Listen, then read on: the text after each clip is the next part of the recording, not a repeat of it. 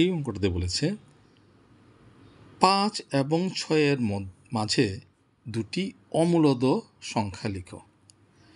দুটি অমূলদ সংখ্যা লিখতে বলেছে কার মাঝে? 5 এবং 6। 5 এবং 6-এর মধ্যে দুটি অমূলদ সংখ্যা লিখতে বলেছে। আচ্ছা, কেমন করে অঙ্কটা করবো লক্ষ্য করো। সংখ্যা দুটো কী দেওয়া আছে? একটা দেওয়া আছে 5, একটা দেওয়া আছে 6। তাহলে 5 এবং 6-এর মধ্যে দুটো অমূলদ সংখ্যা লিখবো, হঠাৎ করে শুনলে কেমন মনে হয়? আচ্ছা, এটাকে দেখো এইভাবে আমরা করতে পারি। 5 লেখা যে কথা, √25 লেখা একই কথা, 25-এর বর্গমূল কত? 5। 6 লেখা যে কথা, √36 লেখা একই কথা, কারণ 36-এর বর্গমূল কত? 6। আচ্ছা, এখন দেখো 5 এবং 6-এর মাঝখানে যদি অমূলদ সংখ্যা লিখতে হয়, তা 5 মানে কত? √25, আর 6 মানে √36। তাহলে √25 আর √36-এর মাঝে কী কী সংখ্যা আছে?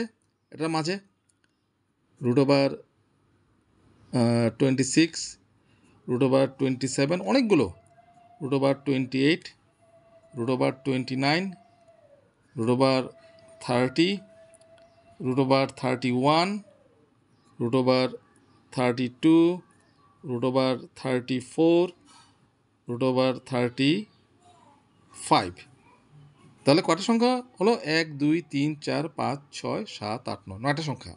তাহলে √25 অর্থাৎ 5 এবং √36 অর্থাৎ 6, তার মাঝখানে 9টা সংখ্যা কিন্তু পেলাম, কিন্তু কোনোটাই কিন্তু পূর্ণবর্গ সংখ্যা নয়, অর্থাৎ কোনোটারই কিন্তু বর্গমূল যায় না।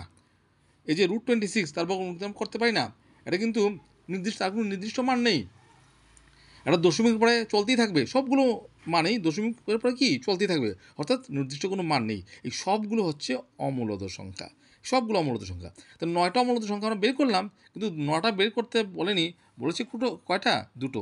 তো যে কোনো দুটা। তাহলে নির্ণয় দুটি অমূলদ সংখ্যা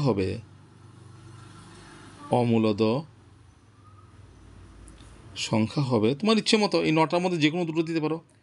√26 একটা, √27 একটা, হয়ে গেল আনসার। দেখো তো কত ছোট মধ্যে অঙ্কটা হয়ে গেল। এইভাবে যদি বুঝে তোমরা অঙ্ক করো, তাহলে অঙ্ক করতে কোনো অসুবিধা হবে বলে আমার মনে হয় না। অঙ্কটাকে বুঝতে হবে, তারপরে সেদিকে তোমাদের এগিয়ে যেতে হবে।